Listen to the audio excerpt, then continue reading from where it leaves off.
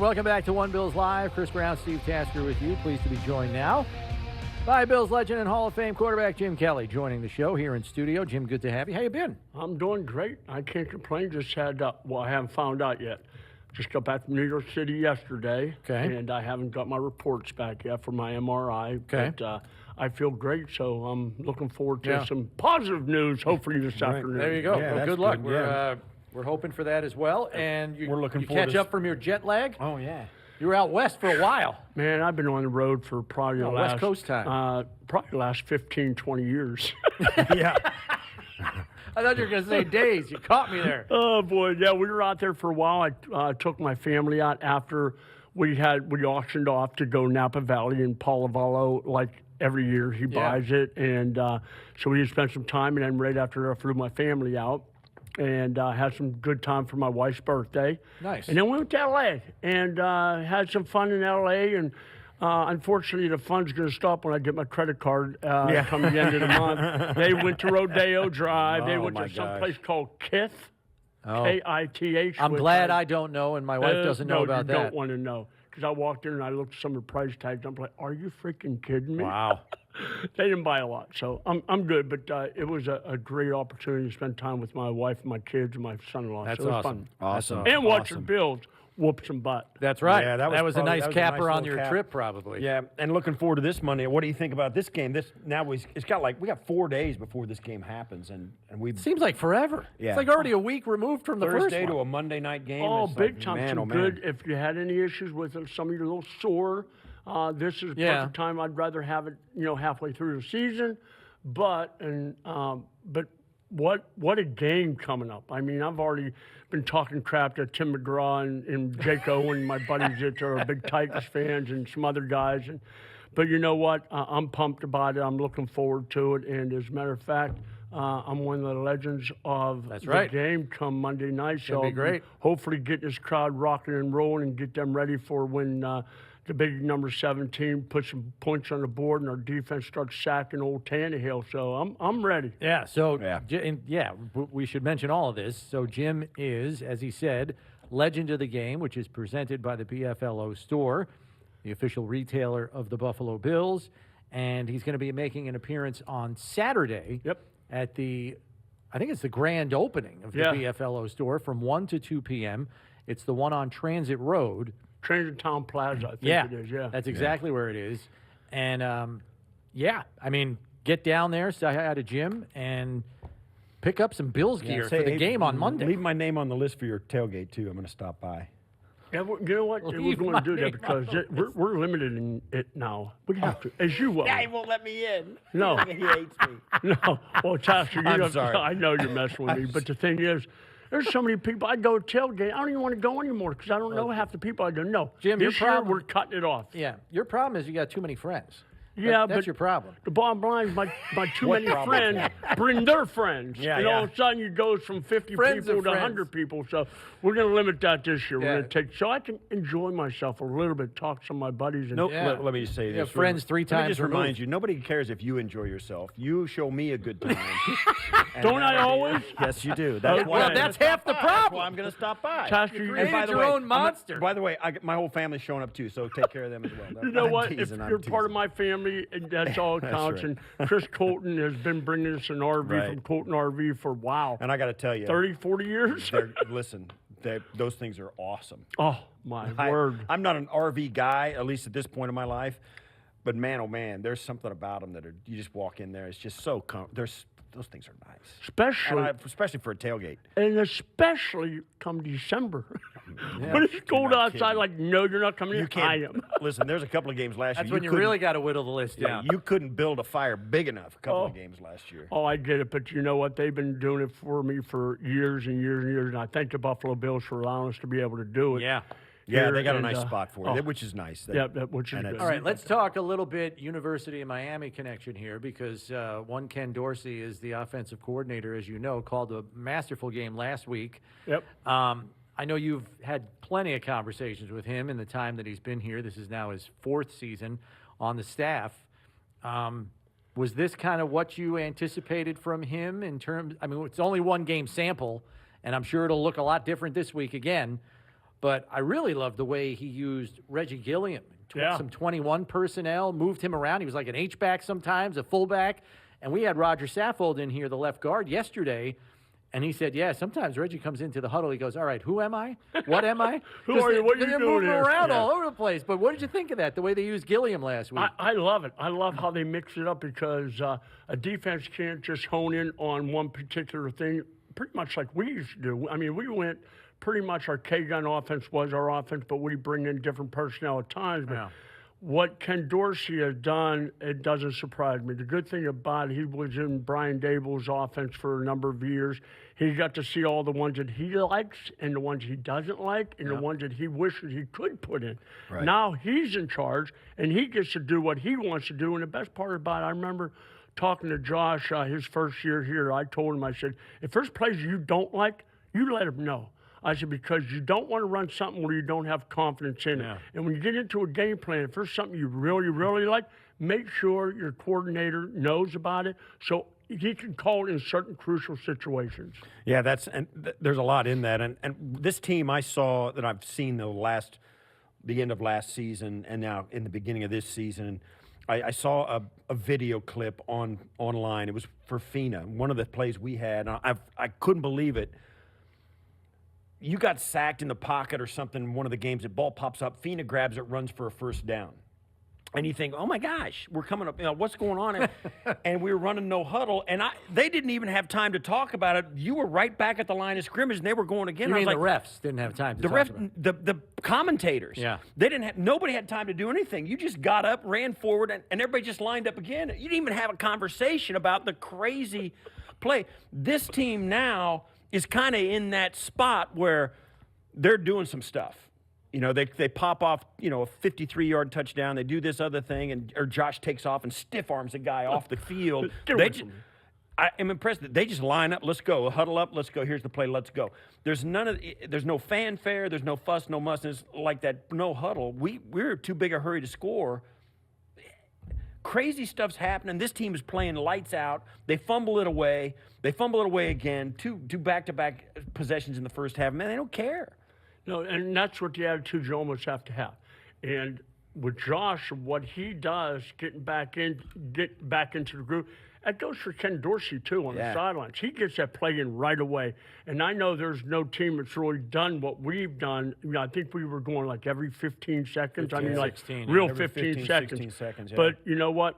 When they throw different personnel groupings at you, and as good as Josh is, and as good as the receivers that we have, man, it's a tough thing for a defense to be able to defend against because we got a lot of weapons, and now we have an offense that can do more than just one thing.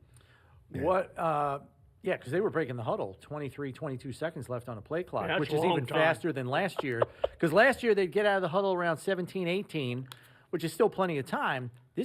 Week one, it was like 22 seconds. They're coming up to the line already. Yeah. And Josh has got all day to check things the out, rules, make a check. Well, so does Dorsey. If the rules are that the radio cuts off at 15, if you're standing there at 22 and you're all lined up, not only does Josh get a look at it, Dorsey and Josh can have a one-sided conversation. If Dorsey says, hey, what do you think? And Josh could be, raise his left arm for this, raise his right arm, whatever. They could have kind of this off-the-camera conversation of what they're thinking. They both start saying the same thing. And Dorsey can call a play, and Josh says, yeah, I like that. And then go.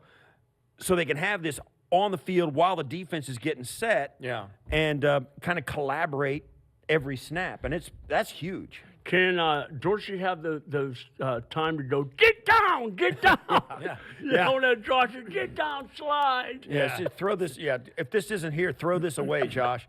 Please. Yeah. What about the Titans, Jim? Because we heard Josh yesterday in talking about last year's game, that he slips on the goal line, fourth down play, and they don't win the game. They lose 34-31. But he said, in reviewing that performance, he said a lot of times his eyes were in the wrong place. Titans are very good at disguising. Those safeties spin a lot.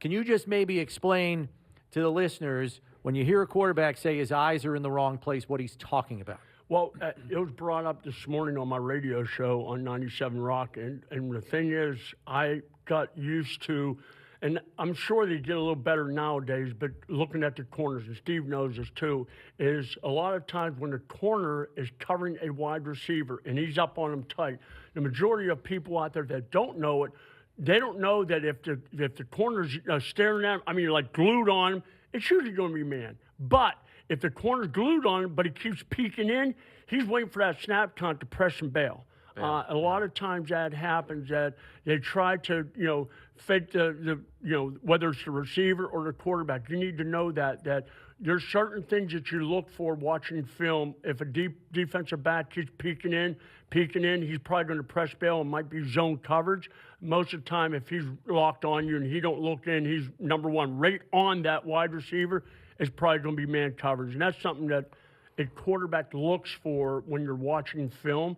And I'm sure Ken Dorsey has taught Josh that, but there are times where you want to look away from where you're going to run. And as a quarterback, when you're audible and you're doing a run play, you want to find out where the linebackers. You want to know if it's an over, under.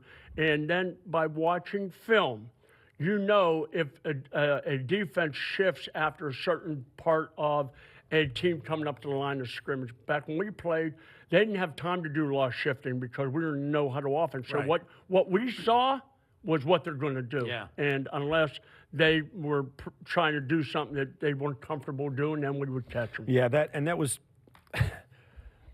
It's hard to compare anybody to that team that we were throwing out there back in the '90s because you had a Hall of Fame quarterback, a Hall of Fame running back, and 2 Hall of Fame wide receivers, and a Hall of Fame caliber 2 or 3 offensive linemen at any given time. And Hall. It's hard to match up with that group, right? So now, every team's got really good players, and they're able to rotate in, and it's more about sifting through and finding the matchup that works for the Bills now, and then exploiting it if you can, because a team will know what you're doing, and they'll take it away from you. But the interesting thing here, Jim, is this is the 5th time in 5 years that the Bills have played the Titans. I mean, I know they're in the same conference, but they're not in the same division. They play them 5 years in a row now. Last year, they go with a coverage-based scheme. They only rushed Josh with 5 or more, 4 snaps the whole game. They played coverage. Because these two teams know each other so well, do you think they switch that up completely, or do they stick to that because it worked? I mean, they gave up 31 points. It's not like Josh didn't move the ball on them. No, I get it. I think you do what you feel most comfortable with, whether it's what you did before or not. What surprised me a little bit, I heard, I think it was Patrick Mahomes talking about when he played when he had Hill and Kelsey. He said most of the time I would just look and see who was covering them. And if I knew I was confident that he could beat him, I wouldn't even read the coverage. I would just be going to one or the other. And now he said he has to start learning how to read coverages now. And that kind of surprised me that he said that. But the thing is, with Josh, I think he's in a situation right now. He really feels comfortable with what offense he's running. Plus, he feels just as comfortable with his receivers out there. Yeah, there's 1 or 2 that might, surprise a lot of people. But watching him in practice, it's amazing. He's got some weapons. And people would talk about he's going to be breaking your records. I go, shoot, halfway through his career, he's going to break all my records. I'm not going to have any left, but I don't care. The only record I want him to beat is that one. And I didn't the 0-4 record, right? Yeah. I'd like to see 4 in a row, but I'd like to have a couple wins in there. Yeah. That's right. That's right. You're right. And it's the way these teams are faceted together and the way the rules are now, it's about, matchups, changing people in and out. Yep.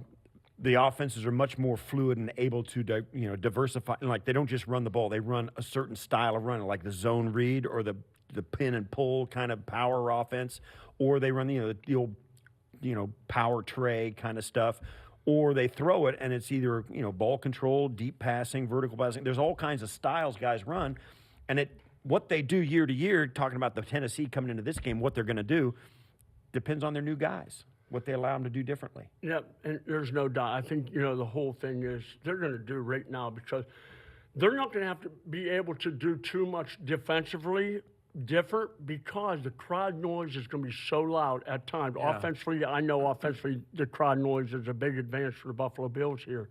But I think even so, they're not going to be able to do what they want to do offensively and defensively. I think once we get in a groove, boy, I'll tell you what, I'm so pumped up about this offense. So let me ask you this too, because the Titans obviously are a much different offense this year in terms of their personnel. Julio Jones is gone. He's in Tampa Bay. They traded A.J. Brown to Philadelphia. Those are two big dudes that are a handful. Now it's Robert Woods and basically two rookies are their top three receivers, the Kyle Phillips kid from UCLA, who's kind of their main slot guy, and Treylon Burks, who's got some size, but is kind of slow on the uptake here from all accounts. How challenging is that for Tannehill? He's relying on three brand new guys. This is his second game in the regular season. He's playing with those dudes. How big a hill is that to climb? Travis Henry. No, Derrick Henry. Henry. Wow, Travis. No, I mean, that's what he's going to have to really think about, getting that running game going, because you have to, especially when you're an opponent coming into a place like we have right here with the fans, the way they are and how loud they're going to be. He needs to get that running game going in order to open up the passing game, because if we stop that run completely, that's what we want to do. We want to force them into throwing the ball all the time. You just went through the receivers that they have. It's not like, it's unbelievable. And, yeah, they probably work together, but not quite as much as they probably would like. But overall, I can't. This is one where it's one of those ones where you look and say it's a must win, because we should win and we better win. All right, last one from me. We saw Josh, and it was, they're up 21 points in the second half. And eventually, and when do you think it will be, or what will make it happen, that Josh kind of has to change the way he plays late in the game? When I know he was loving life, tucking the ball under his arm this last week, stiff-arming guys off the field. But he runs the ball probably a little too much for Bills fans' comfort. I know, they'd love to be able to score 35 points. And there's only three design runs. The other 7 were him just trying to make something happen. So is he eventually going to have to change that or not? I hope it's not learned the hard way. I mean, none of us want to do that. He's got to. He's got to learn. He's got to slide. There's no doubt about it. Get out of bounds, slide. Unless, of course, it's fourth down and you need that 1 or 2 yards, or it's in the fourth quarter, you need that couple extra yards. I get that. But the bottom line, save your body. We need you out there. We don't need you, out 2-3 games or getting a major injury. He's got to understand it's just not his body, it's his whole team, because they live on how he plays. I mean, that's just the way it is. I mean, really, the reality of it is this offense is geared because Josh Allen's a quarterback, and he makes things happen. Yes, it's exciting. He's young. Yes, he's young. But get down. Well, he even said last year, at the end of last year, he was so beat up that he said for the first time ever in an NFL offseason, he did almost nothing, because his body needed that time to recover. So when he came back for training camp, he said it's the best he's felt in 2 or 3 years. Well, it's because of stuff like this over the course of 17 games as to why he feels that way. So maybe if he does just a little less, he might feel a whole lot better come week 15, 16, 17.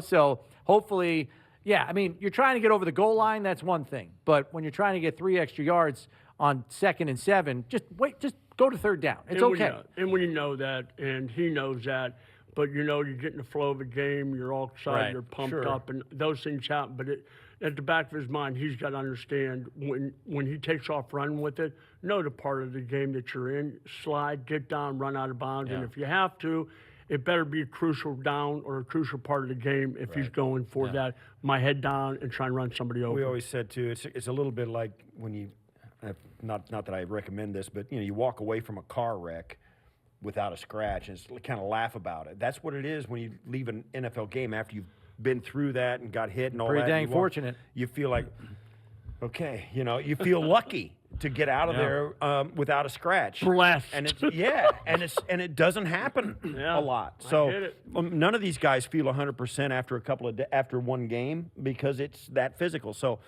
I think that's the way we all kind of feel about Josh running the football. It's great as long as he's lining up next week. And the thing is, he's not used to getting hit either. I mean, it's different when you're doing it every day in practice, like linemen, linebackers, and that. But when you're not used to getting hit at all, you're going to be sore after a game, no matter if you get hit a couple times or 10 times. You just have to know you want to make sure you're there for the following week. Well, Jim, great to see you. We hope the news back from New York is all positive for you. We wish you well on that, and we look forward to seeing you down there at Legend of the Game on Monday night. Get them amped up, all right? I'm ready. I'm pumped, and I'll see you at the tailgate, right, Chef? Love you, man. Love you guys.